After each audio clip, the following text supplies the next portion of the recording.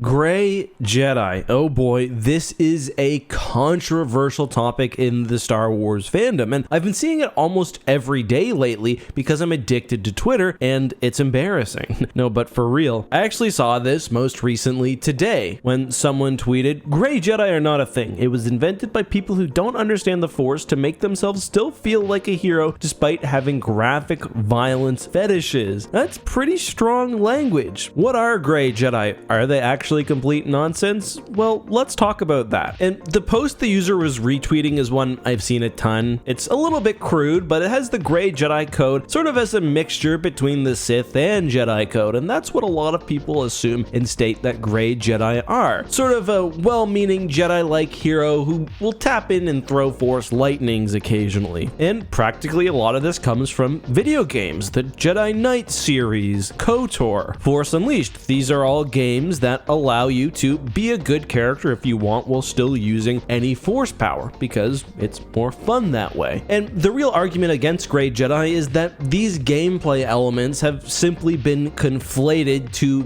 the actual lore and philosophy of the universe. If we examine the truth of that, it's not quite so cut and dry, and to be fair, Gray Jedi would have been a controversial thing in universe, because one of the great philosophical discussions among the Jedi especially is what makes something bad. Is Force lightning bad just inherently, or does it depend on the intention of the user? I'll get to my thoughts on this in a moment, but let's continue to explore this topic because it's really key to the Gray Jedi discussion. And you'll be familiar with it if you've read The New Jedi Order, Legacy of the Force, and certainly many other stories in the old Star Wars EU. The novel Plagueis, for example, mentions the Potentium theory, and I'll read that passage verbatim. "No doubt the texts I've provided contain references to the so-called Potentium theory, that light and dark depend on the intention of the user. This is yet another perversion of the truth perpetrated by those who would keep us shackled to the Force. The power of water and the power of fire are entirely different. Glaciers and volcanoes both have the potential to transform landscapes, but one does so by burying what lies beneath, where the other spews forth new terrain. The Sith are not placid stars, but singularities. Rather than burn with muted purpose, we warp space and time to twist the galaxy to our own designs." The Potentium first appears in the Unifying Force, and it's described as an order of would-be Jedi who professed a belief in a Force not divisible into light or dark. The New Jedi Order also gives us the character of Vergir, who talks a lot about the true nature of the Force. She says light and dark are no more than nomenclature, words that describe how little we understand. What you call the dark side is the raw, unrestrained Force itself. You call the dark side what you find when you give yourself over wholly to the Force. To be a Jedi is to control your passion, but Jedi control limits your power. Greatness, true greatness of any kind, requires the surrender of control. Passion that is guided, not walled away. Leave your limits behind. So there, Vergir is advocating not for integrating Jedi teachings with the use of the dark side, but something different. Vergir's comments are connected to what's known as the Unifying Force. Vergir said that the Jedi had a shameful secret, and that secret was that there is no dark side. The Force is one, and since there is no separate sides, the Force can't take sides. Our notions of light and dark only reflect how little we know about the true nature of the Force. What we choose to call the dark side is simply the raw, unrestrained Force itself. The argument is that by not incorporating this raw power of the Force into a Jedi's awareness, that they fail to tap into the Unifying Force. Vergir is obviously a proponent of these teachings, as does Jason become somewhat, but it obviously flies in the face of what Luke learns from Obi-Wan and Yoda especially. Once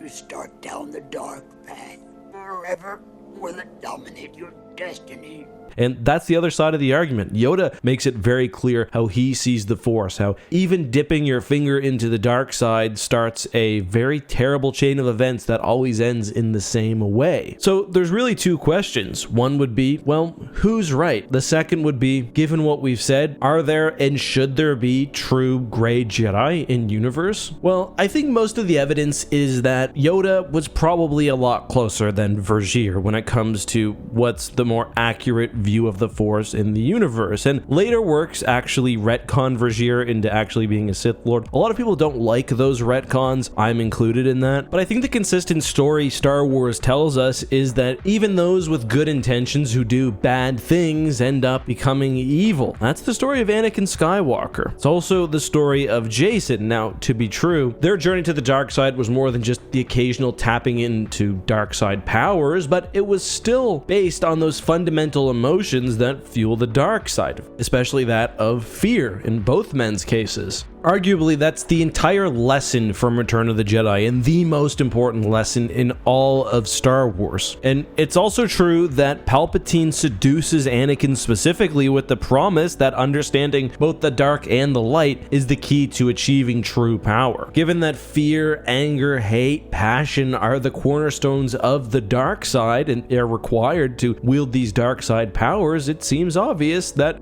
Yoda was probably right. As you use these powers in turn use you. Are there counterexamples? I mean, we do know that lots of good guy characters occasionally use dark side powers. I referred earlier to video game characters like Kyle Katarn, but we also see similar things from Jaina Solo. When it comes to organized groups, I think the best example is probably the Jensari, who tried to integrate Sith and Jedi teachings. Now, I don't like the Jensari, and you can argue that they are a deviation of what George Lucas envisioned the Force to be. However, if you're a supporter of Gray Jedi, they're probably your best example. Unless you look at another definition of the word. Gray Jedi can be argued to mean those who operate outside of the traditional auspices of the Jedi, but still are forces of good. Jolie Bindo from KOTOR 2 is often considered a Gray Jedi by this definition. We also have, most famously, I think, Qui-Gon Jinn, who, while still within the Jedi Order, often directly flaunted the regulations of the Jedi and the Jedi Council itself. Bindo's a bit closer to what that meme image called a Gray Jedi, because he did allow himself to be run by his emotions a little bit more, but I still don't think it's quite the same as the Jedi who wields Force lightning, like many proponents of the Gray Jedi would suggest. So that's my feeling on the topic. Did Gray Jedi really exist in Star Wars Legends? I mean, sort of. I personally don't consider them a part of my headcanon. They don't really work very well in the universe as I see it, but I also really want to push back against the idea that people who like Gray Jedi are those who have a violence fetish. That's a little bit silly. I think it's okay to like Star Wars because it's a cool universe, and if you want to be a guy who fights for good